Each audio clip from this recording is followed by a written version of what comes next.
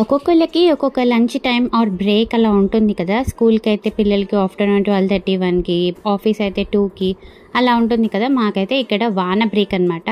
ఏంటి వాన బ్రేక్ అనుకుంటున్నారా? ఏంటంటే మాకు కరెక్ట్గా రోజు 1కి లేదంటే 5కి వాన పడుతుంది. పక్కా 1కి అయితే పడుతుంది అండ్ 5కి ఈవినింగ్ కంపల్సరీ పడుతుంది. సో అందుకే ఈవినింగ్ వేడివేడిగా ఏదైనా తినాలనిపిస్తే అప్పటికప్పుడు ప్రతిసారి పిజ్జా ఆర్డర్ చేసుకోలేం కదా.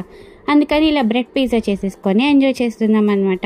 సో ప్రాసెస్ అంతా తెలిసిందే కాబట్టి నేను అసలు ఏం చెప్పట్లేదు. జస్ట్ టాపింగ్స్ కోసం అని చెప్పి అలా కార్న్, టొమాటో, ఆనియన్స్ అవన్నీ వేసాను అండ్ చిల్లీ ఫ్లేక్స్, కొంచెం ఆరిగానో వేసాను అంతే. అండ్ లాస్ట్ టైం కూడా ఒకసారి వీడియో పెట్టాను ఇలాగే.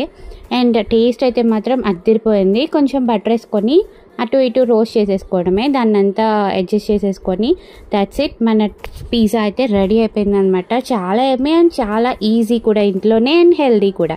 ట్రై చేసేయండి ఒకసారి మీరు కూడా.